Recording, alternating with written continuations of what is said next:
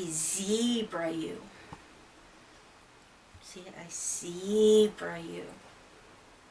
Okay. Get it? Okay. Get it? No. I zebra you. It's a stretch. That's a big Hey, stretch. it worked! Yeah, okay. It worked. Here. Did anybody else get it? I bet you they did. Why are you all staring at me?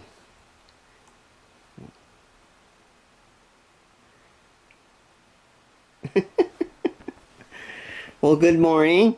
Good morning, neighborhood community. Oh, Stuart Daddy. Stuart Daddy. Not me. Good morning, neighborhood community. Well, Kevin decided not to tell me that we have had a realtor coming over at 11 o'clock this morning. Yep. So, needless to say, the house was not clean. And he tells me this at about... 9. No, you did. I woke you up at 9 and you didn't... I woke you up at 9:14 and you didn't tell me this till about 20 to 10. And the guy is coming at 11. Yeah. And I'm in the middle of working on Scentsy stuff that I had to finish before I could clean up the house a little bit. Needless to say, I didn't get the house all clean before the guy got here, but I was able to change all my Scentsies out to make sure the house smelled beautiful by the time he got here. And then, of course, I had to send Scentsy stuff home with him for his wife. Because anybody you talk to, there's always a possible sale. Mm-hmm. And I even hit him up and said, you know what? Do you give gifts to the people who buy your home, buy your houses? And he's like, yeah. I said, look at this. And I showed him the fragrance flower. I said, this always makes a nice housewarming gift. So, you know, hey, it doesn't hurt to try, right? Right. So, See, it's good you don't need anybody to have a conversation with. You just talk to yourself. I have people to have conversations with. They're in my head. There you go. Right on. They always answer. So there's the thing. We had a different real estate agent come today because we weren't exactly thrilled with the last one that we talked to. And he seems a lot more interesting, a lot more in the project, looking at what we were looking at. We were a little concerned that the guy that we talked to before represented the house that we were interested in, and probably is going to try and get as much as he can out of it, which makes sense. So, so we got the guy who sold the house next to us, since he knows the layout and he knows the area and he knows the values. So it's kind of, if you go with the same person that's selling the house that you want to buy and to use to sell your house, they're kind of not, they're more interested in helping. Well, they want to maximize their own profit. Right. So they're gonna go the highest route for everything. You know, so he's more interested at helping the other guy than he is with helping us. Uh-huh. You know, especially with our background. You know, this guy didn't say, oh, you guys need to get a mortgage. You need to get a mortgage. The other guy is still like, oh, you need to talk to this one at this bank. No, they said no, talk to this one at this bank. Oh, they said no, talk to this one at this bank. Yeah, they're saying we needed a loan, and we knew that wasn't going to fly. Yeah, we don't need a loan. We have houses. We want to sell this house, and then, you know. So we showed him the house that we're interested in, and he's like, you know what? I know the other realtor. I'm not going to say name. He says, I know the other realtor. He says... Everybody knows everybody in this town. Exactly. He says, it doesn't hurt to put in an offer with the contingency.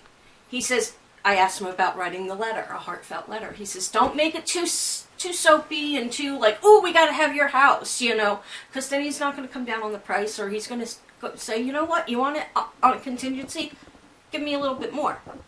So...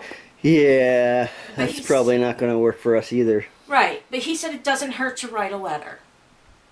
So he's going to put everything together for what we could list our house for. And then we'll go from there. So, we'll see what happens. It's all we can do. We can't do's no more. Oh, and did we tell them about the brown houses?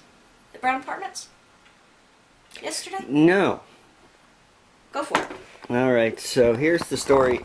I don't think I did, but here's the story on the building next to the ones we own.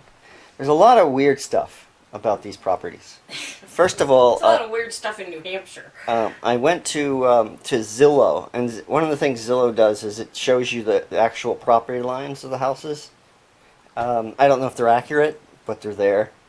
And according to Zillow's property line, we own the entire parking lot over there, right up to the wall of the building next to us. Now, I don't know if that's true or not. Either way, it doesn't matter because whoever owned that building would have an easement. They'd be able to drive through the parking lot to get to theirs. Very strange. But if that's true, then I could probably do what I need to do to that parking lot and make it functional. But I went over to the City Hall again because they all seem excited when you talk to them, but then they forget everything about you once you leave the building. And I said, I'm interested in this building, and you guys own it, and it's a mess. I want to fix the parking lot so my tenants can actually park in the parking lot, and I can actually snowplow it because it's in its current condition. It's not. I can't hire someone to do it. And she said, make an offer, but lowball them. Don't offer them what you think it's worth. You may push them into doing an auction on the house. And I think that's is that the only way they can do it? I don't know. So at that point, we may have to compete with somebody, or maybe nobody will show up, and we'll get it for $1.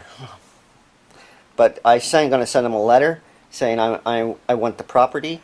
I want to pay you $1,000 for it. They may just accept that. I hope so. That would be great. They may not push it to auction. They just might. So, they have so many. Like half the town. They own like half the town. They may just say, okay, here, we'll take it. Because they're losing money on all these houses. Right. So that's what they understand is that they're not collecting taxes on this property. And that is going to be my biggest expense at this point. Once I buy the property, I'm going to have to start paying property taxes. And they're not cheap around here. It's cheaper than California. Is it? Yeah. Because the taxes have been really hard on us right now. It's been costing me like $600 a month, and I'm behind. But we'll see. But that's for both properties. So that is my intentions: is to buy the property next to it. It has either 3 or 4 units in it. I'm not sure. And we're not allowed to go in and look at it. That's the thing. We're not allowed to. Is just they're too lazy to show us. It's what her response.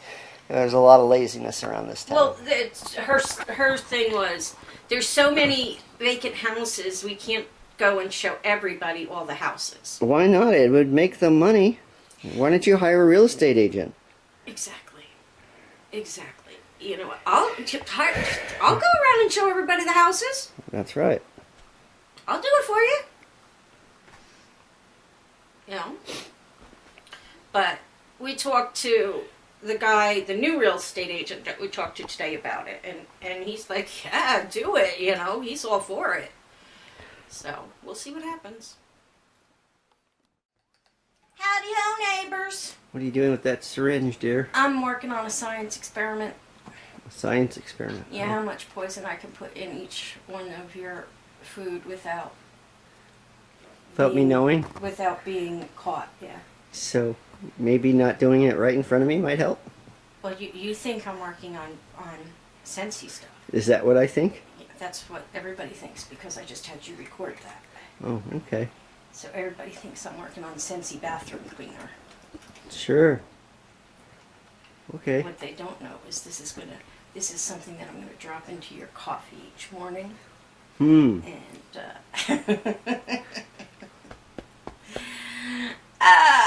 See, I love you too on our anniversary.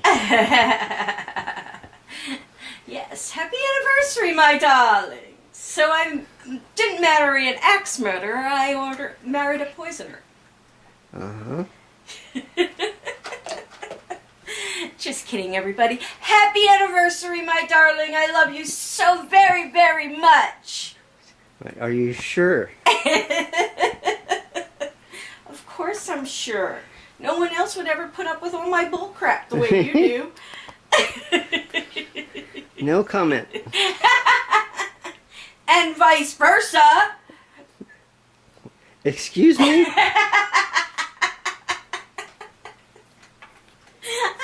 I am so easy to live with. I am the easiest person in the world to live with. That's what you want to think. I don't snore. I don't fart. You don't make any messes. I don't make any mess. You never miss the toilet. Don't know what you're talking about.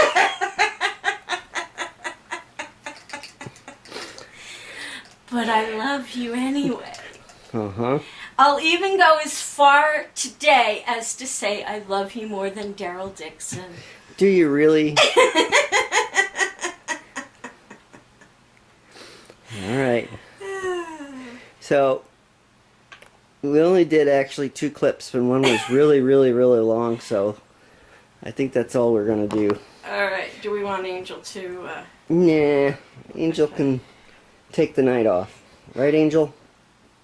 She's under these blankets somewhere, guys. She really is. Alrighty, so...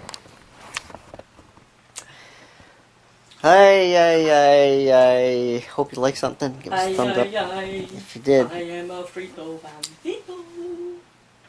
Then leave a comment. And don't forget to... Subscribe. Like she said. And we'll see you... Like, share. Why aren't you doing this? Well, point it at me. I haven't done it in a long time. Hey, everybody. Thank you so much for watching. We really appreciate your support. Please give us a thumbs up. Share our video with all your family and friends and with a stranger. Just walk up to anybody on the street and say, hey, check out the neighbors on YouTube. You won't be sorry. And comment. Because we love hearing from each and every one of you guys. That's right, we do. We love hearing from you all. And He's going, wait a minute. I know I'm behind, but I do respond to everybody's comments at some point. So, we're going to go ahead and say goodbye. I love you.